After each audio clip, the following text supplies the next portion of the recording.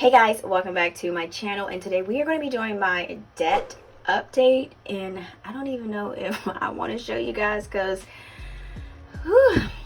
I don't know. But first things first, guys, if you have not already joined the family, please make sure to click on the subscribe button and then also click on the notification bell to make sure that you don't miss any of my videos. And without further ado, guys, let's go ahead and jump into this. First things first, budgeting isn't always pretty, and it isn't always perfect, and it's not going to always go your way, and that goes along with paying off your debt. And we are all human, and we get off track, or we might have an emergency that comes up. So the key thing that I've learned is not to beat myself up about it if I didn't reach a goal, but that just gives me the initiative to go at it more harder. You know what I'm saying? So I haven't paid off as much as I wanted to because I'm not sure. I didn't went somewhere this way, but let's go ahead and look in here and see what we got. Okay, so for debt, this is the sheet that I use for my debt snowball, and I am just going to use this one sheet here. So the four cards that I have that I need to pay off is Capital One, Wells Fargo, Target, and Discover. I used to have Walmart. I used to have Chase. I used to have PayPal. I used to have Home Depot. What else did I have? Oh, I used to have a K Jewelers card. Yeah, I used to have a lot of that. So even though I do have these, like anything that you pay off is basically an accomplishment. So even if your card is like $100, that is $100 that you are closer to being debt free. So if it's small progress, if you see someone that's paying $500 every week on their card and you only can pay $200, or you only can pay $50 every week, don't feel bad about this, because basically you are making progress. And when you see that balance go down, you're gonna be like, I knew it, I knew it.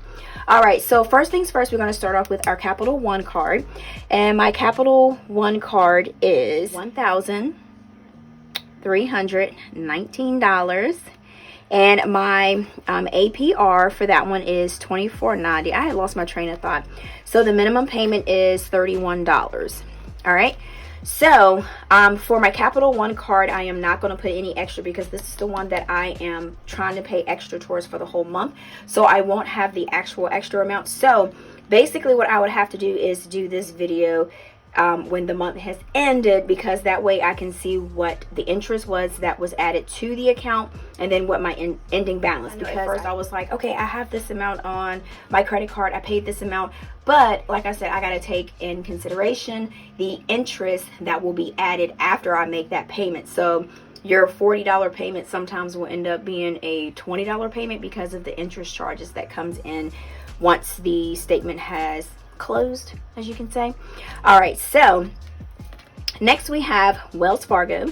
So my Wells Fargo card, this is my biggest one that I have, and that's $4,449, and that one is APR, so that one is 10.24. So this is the balance that I am starting with, and it has went down since I did this debt snowball.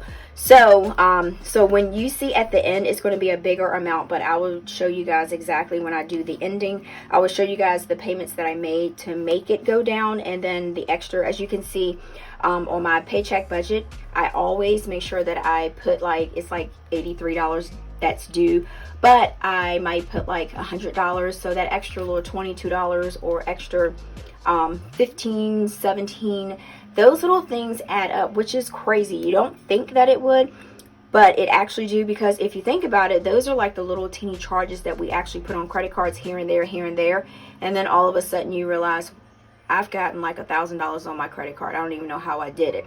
So those things is what adds up. So if you think about doing it backwards as making payments on your credit cards, then it helps the balance go down quicker. That's how I started to think about it. Okay, so my minimum payment for my Wells Fargo card was $78. Okay, and then the extra payment that I did pay on my Wells Fargo card was I paid $22 extra on that. So that was $22. And then I need to go back at the end. Like I said, I'm going to wrap it up and I'm going to put the interest charges. So that way I can look and see, like, I really need to handle this card because the interest is just ridiculous because it's taking a lot. But I think my interest for my Wells Fargo card is like $30 or $34. But still, that is a lot. Why pay interest when you can pay none if you pay that card off? You know what I'm saying? Okay. All right. So the next thing we have is my Target card. And this one just seems like it just sits there. It does not move. It's like I ain't going nowhere. So my APR is $22.90. And I always feel like it's good to write the APR because when you see the interest rate, you're like, you have got to be kidding me. I've got to pay this down. If you see like a 3% interest rate, that's good. 2% is better. But when you see 24, 10, 22, that's just, that'll get you in your feelings too. You know what I'm saying? So we have $60 and extra payment. I didn't pay anything extra on that one. And so, like I said, at the end, I will recap and we will fill all the rest of these boxes out here. Now for my Discover card, we have $2,415.58. So that is 22.90%. And then the minimum that is for my Discover card is $72. And I didn't pay any extra on my Discover card. So now the thing about it, I have a debt snowball plan. This really does help me when I actually do it. So that's the thing about when you're making your debt plans, your debt snowball plans, or whatever your budget plans are. You can make a plan, but you still have to execute it. That's like the key thing. You have to do it. You have to follow through. So that's what that is. Okay. So my goals that I have is pay $50 extra each week. That's what I want to do, is pay $50 extra. Girl, I didn't forget the T. So we're going to do week 3, pay $50 extra, and then pay $50 extra, and then pay $50 extra. I done did all those extra, then I did the E. Okay, so these are going to be all to my Capital One card. That's what that is going to. And I did do for the week, I always put $100 to Wells instead of the regular payment. All right, so if I go ahead and make all these payments, so we have 100, 200, so that'll be an extra 250 that will be going to that card for this month. Now for my Capital One, hopefully I can get it down to where, I mean, it's already came down because I have made some extra payments on that. So this balance will be a little bit less when I do my extra on there, so that'll be a different amount. Now, like I said, for my Wells Fargo card, it is going down nicely because, like I said, it is the lowest interest rate, and I do put a little bit extra towards that one, like I said before. Now, my Target, like I said, Target is not going anywhere, which Target will hem anybody up. Like, you just go in Target and you just know you're going to spend something. And then they had the nerve to put a Starbucks in there. So if you like coffee and you go into Target, that is like the wrong combination. But fight it. Fight it. You got to fight it. You got to fight it. Okay, so for my Discover, now, I did get a balance transfer. Let's talk about this. I did get a balance transfer for my Discover card, okay? So, my credit limit was raised, which I did not apply for it or anything. I just looked and it said, hey, you know, we increased your limit. Good job on your payments and all that stuff like that, payment history. So, I was like, oh, okay. So, then I saw the balance transfer where it was 0% APR for 12 months. I was like, shoot, that is a good idea. I can take my Target card, which the one is the stubbornness. I can take that one and I can put the balance on that card and then just start knocking the payments out, just start paying a lot. So, but I went ahead and I was trying to do it and I called the first time. So this is how things work out, I'm telling you. So I was calling and I couldn't find my card. So the guy said, well, we need to have your card. And I was like, okay. I was like, well, I'll just have to call back. And because I was dead on spot ready to do it, which I should have researched it more. I know better.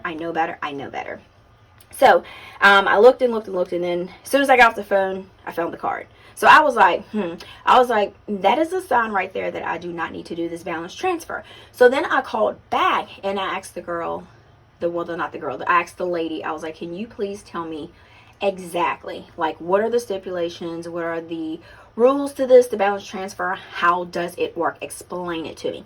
So what she said was, the balance that I already have on there, all right, I will add my target balance to that, so that'll raise that card up. But my intentions was the 0% for the 12 months. I was just going to pay towards that and knock it out. She told me that when I did my balance transfer, she said the extra payments that I was going to make was going to go to my balance that I owed first. The minimum payment is going to go to my balance that I just transferred. So I was like, no, but I want to knock out that because it's 0%. But she said that's how that worked. So Tina was like, no, I think I'm just going to pass on that, and I would just, you know, not worry about the balance transfer. So I'm glad that I did take the time out to ask to see how that worked. And because if not, I probably would have screwed myself in the end. Because of my intentions of how I was thinking how it worked. That's not how it works. So when you do stuff like that, just make sure that you call, and if you don't get the straight right answer like I do, I'll hang up and I'll call right on back, and I'll be like, until I find someone that knows exactly what they're talking about. So I mean, that's just sometimes what you have to do. So that's why I was saying I'm just going to basically leave the target right there and the discovery, and then just go ahead and knock out Capital One, and then my target probably would be the next one because it's the lowest one. So that's how that worked. All right, so that is all of my debt update, guys, and thank you so much for chilling with me. And I wish the video was a little bit longer, but I am kind of excited because if it was a little bit longer, that means I had a little bit more bills to pay, credit cards and stuff. So we are good. And then if you did like this video, guys, please give it a thumbs up because, you know, I do appreciate it. And then also make sure that you hop over to my Instagram. It's called A Pink Cloth Life because I post a lot of different things. I post Tina things, I post Aiden things, I post budgeting things, planner things, just a lot of different stuff like deals that I find or anything like that. So just go over there, just follow me there so that way we can stay in touch. And then, like I always say, until next time, guys, peace.